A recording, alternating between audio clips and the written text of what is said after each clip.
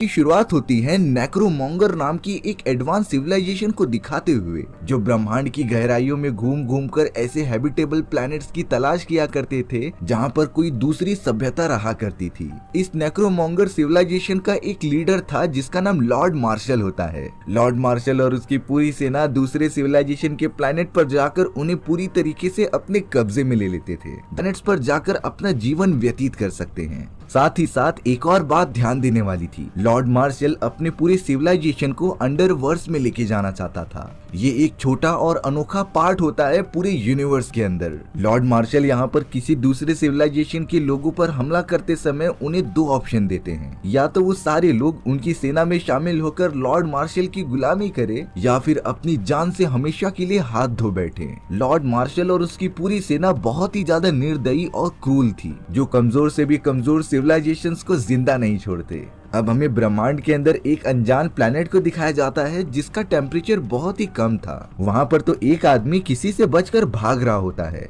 ठीक पीछे दिखाया गया कि एक बड़ी सी स्पेसशिप लगातार उस आदमी को मारने के लिए आ रही है। दरअसल इस आदमी का नाम रेडिक था, जिसे पकड़कर लाने के लिए एक बाउंटी हंटर ने उसके ऊपर बहुत बड़ा इनाम रखा था। इसीलिए कुछ लोग लगातार रेडिक को पकड़कर वो इनाम लेना चाहते थे। गौर करने वाली बात ये थी कि रेडिक बाकी लोगों से बहुत ही ज्यादा ताकतवर था। उसकी भागने की स्पीड और शक्तियाँ कई ज्यादा होती हैं। रेडिक तो स्पेसशिप के बहुत सारे हमलों से आसानी से बचते हुए एक जगह पर आकर छुप गया था, और अब देखते ही देखते रेडिक चालाकी से स्पेसशिप के ऊपर चले जाता है, जिसने कि स्पेसशिप के अंदर मौजूद सारे के सारे लोगों को मारना स्टार्ट कर दिया था। और अब अंत में रेडिक उसी के अंदर एक आदमी को पकड़ता है, जिससे वो पूछ रहा होता है कि आखिर किस बाउंटी हंटर ने मुझे मारने के लिए इनाम रखा है। वो आदमी डर के मारे बताता है कि मुझे उसका नाम नहीं पता, लेकिन इतना पता है कि वो हीलियम प्राइम नाम की एक प्लैनेट से बिलोंग करता है। अब रेडिक उस आदमी को प्लैनेट पर ही छोड़कर उसकी स्पेसशिप लेके अंतरिक्ष की गहराइयों की तरफ निकल गया था। रेडिक जा रहा होता है द हीलियम प्राइम प्लैनेट की तरफ। ये सफर बहुत ही ज्यादा लंबा होने वाला था, इसीलिए रेडिक स्पेसशिप के अंदर क्रायो स्लीप में चला जाता है। और अब रेडिक हीलियम प्राइम प्लैनेट के पास ही पहुंचने पर अपनी आंखें खोलेगा। लेकिन ताज्जुब की बात ये थी कि रेडिक को सोने से पहले एक विजन्स आते हैं, जिसके अंदर एक बहुत ही ब्यूटीफुल लेडी मौजूद थी, जो उसे एक किसी इंसान के बारे में बता रही होती है। अब इस सीक्रेट के बारे में हमें थोड़ा आगे पता चलेगा। अब यहाँ दूसरी तरफ एक अनजान प्लैनेट की बड़ी सी जेल में किसी खतरनाक अपराधी को लाया जा रहा था। ये अपराधी तो एक लेडी होती है जिसे कि पिंजड़े के अंदर बंद करके रखा जाता था। अब यहाँ कई महीनों से लगातार अंतरिक्ष में सफर करने के बाद रेडिक हीलियम प्राइम नाम के प्लैनेट पर पहुंच गया था। रेडिक कैसे भी करके उस प्लैनेट पर अपनी स्पेसशिप को क्रैश लैंड कराता है। अब रेडिक ने उसी प्लैनेट पर रहने वाले इमाम नाम के अपने एक साथी को कांटेक्ट किया था। तब जाकर पता चलता है कि वो बाउंटी हंटर जिसने रेडिक के ऊपर बहुत सारा इनाम रखा हुआ था, वो और कोई नहीं बल्कि इमाम है।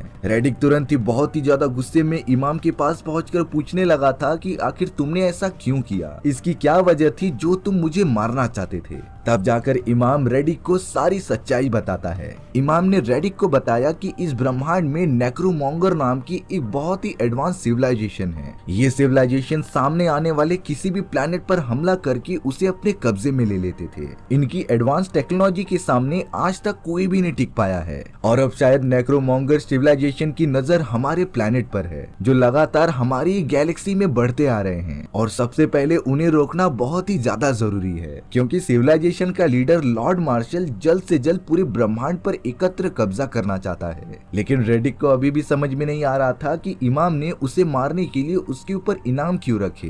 तब जाकर इमाम वहाँ पर एक अजीब सी लेडी को बुलाता है जो एलिमेंटल सिविलाइजेशन से बिलोंग करती थी। इस सिविलाइजेशन के लोगों के पास अपनी अलग अलग पावर्स होती हैं, जैसे कि इनविजिबल होना और एकदम सटीक फ्यूचर देखना। इन सिविलाइजेशन के लोगों को पता चल जाता था कि कुछ सालों में ब्रह्मांड का क्या संतुलन बना रहेगा, और तो और उनके ऊपर कौन से खतरे आ सकते हैं। उस एलिमेंटल सिविलाइजेशन वाली लेडी ने भी रेडिक को बताया उन खतरनाक नेक्रोमोंगर सिविलाइजेशंस के बारे में, जो आज तक किसी के सामने झुकी नहीं है। आने वाले समय में वो पूरे ब्रह्मांड के प्लैनेट्स को अपने कब्जे में लेना चाहते हैं। लेकिन कुछ समय पहले एक अनजान सी भविष्यवाणी हुई थी, जिसके अंदर फ्यूरिया नाम के एक प्लैनेट का रहीवासी लॉर्ड मार्शल और उसकी पूरी सिविलाइजेशंस को हराने की एबिलिटी रखेगा। जब ये बात लॉर्ड मार्शल को पता चली थी, तब वो फ्यूरिया प्लैनेट को पूरा डिस्ट्रॉय ही कर देता है। लेकिन फ्यूरिया प्लैनेट का एक रहीवासी अभी भी ब्रह्मांड में कहीं न कहीं पर जिंदा था और ये रहीवासी और कोई नहीं बल्कि रेडिक ही होता है। यानी कि रेडिक के पास ही वो एबिलिटी है जिससे कि वो लॉर्ड मार्शल और उसकी सिविलाइजेशंस को हरा सके और इसीलिए इमाम ने रेडिक को इस जगह पर बुलाने के लिए ये सारा खेल खेला, क्योंकि नॉर्मली बुलाने पर तो रेडिक यहाँ पर कभी आएगा ही नहीं। रेडिक यहाँ पर थोड़ा सा गुस्सा था, लेकिन बात अब जीने मरने की हो गई थी। इमाम रेडिक को जेसी नाम की एक लेडी के भी बारे में बताता है जो कई सालों से तुम्हें ढूंढने के लिए ब्रह्मांड की गहराइयों में निकली थी। दरअसल जेसी वही लड़की होती है जिसे कि पिंजड़े के अंदर कैद किया जा रहा था। इमाम ने बताया कि जेसी तुम्हें अपना आइडल मानती थी और तुम्हारे नक्शे कदम पर चलते चलते वो एक बहुत ही बड़ी अपराधी बन गई, जिसे सजा के तौर पर एक प्लेनेट पर कैद किया गया था। ये प्लेनेट सूर्य के बहुत ही ज्यादा पास होता है। उसका सरफेस इतना ज्यादा गर्म होता है कि वहाँ पर कोई नहीं जा सकता था। इसी वजह से प्लेनेट के ऊपर जेल बनाया गया होता है कि कोई वहाँ पर किसी को छुड़ा ना सके। रेडिक इमाम से कह रहा होता है कि तुम्हें जेसी का ख्याल रखना चाहिए था, क्योंकि मैं तो कुछ समय बाद हर अलग अलग प्लेनेट पर मूव होता रहता हूँ, तो मेरी लोकेशन का पता करना बहुत ही ज्यादा मुश्किल है। रेडिक उस प्लेनेट से जेसी को छुड़ाने जाने ही वाला था, तभी अचानक नेक्रोमोंगर की बड़ी सी सेना आकर प्लेनेट के ऊपर हमला करने लग जाती है। उनके पास बहुत ही एडवांस वेपन्स होने के कारण वो चारों तरफ हमला करने लगे थे। देखते ही देखते प्लेनेट की कई सारी जगह डिस्ट्रॉय हो जाती हैं। अफसोस की बात ये थी कि सिविलाइजेशंस के इस हमले में इमाम भी मारा गया था। रेडिक भी सामने आने वाले सैनिकों से लड़ने की बहुत कोशिश करता है, लेकिन उनकी क्वांटिटी ज्यादा होने की वजह से रेडिक को भी थोड़ी देर के लिए शांत रहना पड़ा। बहुत ही कम समय में मार्शल और उसकी पूरी सेना ने इस प्लेनेट के लोगों पर कब्जा कर लिया था। लॉर्ड मार्शल तो अब बंदी बनाए गए लोगों के सामने आता है। लॉर्ड मार्शल का एक राइट हैंड था जिसका नाम वाकू होता है। ताज्जुब की बात थी कि वाकू भी फ्यूरिया प्लैनेट से बिलोंग करता था। दरअसल वाकू लॉर्ड मार्शल और उसकी सेना के संदेश को कन्वर्ट करके दूसरे सिविलाइजेशन को उनका संदेश कन्वर्ट करके बताता था। यानी कि वाकू एक तरीके से लैंग्वेज कन्वर्टर का काम किया करता है। अब यहाँ वाकू लॉर्ड मार्शल से कहने पर उन सारे बंदी बनाए गए लोगों से कहते हैं कि तुम सब मरना चाहते हो या फिर जीना चाहते हो, और अगर जीना है तो हमारी सिविलाइजेशन के लिए काम करना पड़ेगा। उन सभी लोगों को बहुत ज्यादा डराने के लिए लॉर्ड मार्शल के सिपाही कुछ लोगों को जान से मार दे रहे थे, जिससे डर के मारे लोग अपने घुटनों के बल बैठ जाते हैं। सिर्फ वहाँ पर रेडिक ही था जो खड़ा होता है। वाकू रेडिक के पास जाकर उसे अपने घुटनों के बल बैठने के लिए कह रहा था, लेकिन रेडिक बताता है कि मैं तो इस प्लेनेट पर अभी अभी आया हूँ और अब मुझे सिर्फ एक ही आदमी को खत्म करना है। ये वही सिपाही था जिसने उसके बहुत ही प्यारे दोस्त इमाम का कत्ल किया होता है। अब यहाँ पर लॉर्ड मार्शल और वाकू इस लड़ाई को देखना चाहते थे, इसीलिए वो अपने एक सिपाही और रेडिक को एक दूसरे के साथ फाइट करने की परमिशन दे देते हैं। अगले ही मोमेंट में दोनों में घमासान लड़ाई चालू भी हो गई थी। हालांकि उस सिपाही के पास हथियार मौजूद थे, लेकिन रेडिक इतना ज्यादा फुर्तीला और तेज होता है कि उसके सारे वार से बचते हुए वो उस सिपाही के ऊपर बहुत ही ज्यादा पलटवार कर रहा था। और अब देखते ही देखते रेडिक ने उस सिपाही को जान से मार दिया होता है। रेडिक के फुर्तीलेपन और शक्तियों को देखकर लॉर्ड मार्शल उससे काफी इम्प्रेस हो गए थे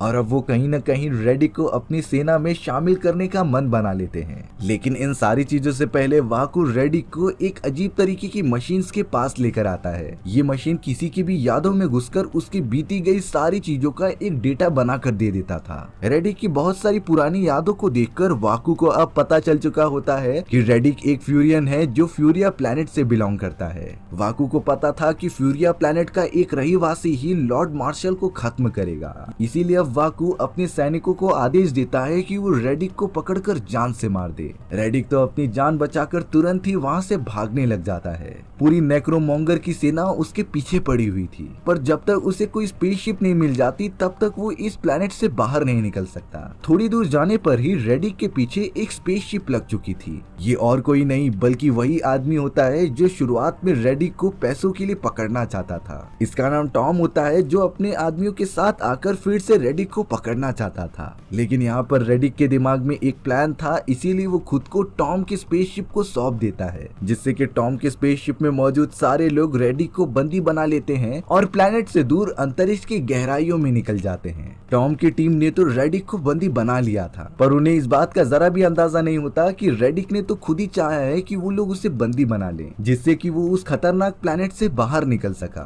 अब टॉम अपने साथियों से बात कर रहा था कि हम इसे बेचने के लिए किस जेल में लेकर जाएं। तभी रेडिक ने कहा कि तुम यूथोपिया प्लेनेट पर जा सकते हो, जहां तुम्हें बाकी के मुकाबले डबल पैसे मिलेंगे। टॉम बड़ा ही लालची था, इसीलिए वो यूथोपिया प्लेनेट पर जाने के लिए राजी हो जाता है। दरअसल यूथोपिया प्लेनेट वही प्लेनेट था जहां पर जेसी को कैद किया गया होता है। इसका साफ साफ मतलब ये होता है कि रेडिक ने टॉम को मैनिपुलेट किया अपना ही काम कराने के लिए, और अब उनकी स्पेसशिप निकल पड़ती है यूथोपिया प्लेनेट की तरफ। यहाँ लॉर्ड मार्शल को भी पता चल चुका होता है कि रेडिक फ्यूरिया प्लेनेट का एक रहीवासी था, लेकिन वो तो यहाँ से भाग चुका है। लॉर्ड मार्शल को उस भविष्यवाणी के भी बारे में पता था कि एक फ्यूरिया प्लेनेट का रहीवासी उसे खत्म करेगा, लेकिन लॉर्ड मार्शल के पास बहुत ज्यादा पावर्स होती हैं, इसीलिए उसे भरोसा ही नहीं होता कि कोई नॉर्मल इंसान उसे खत्म कर सकता है। वो तो इन सारी चीजों पर ज्यादा ध्यान ही नहीं देता, पर तभी भी उसने अपनी सेना को रेडिक के पीछे भेज दिया था उसे पकड़कर लाने के लिए। वहीं दूसरी तरफ वाकू, उसकी वाइफ और कुछ लोग आपस में कुछ बात कर रहे थे।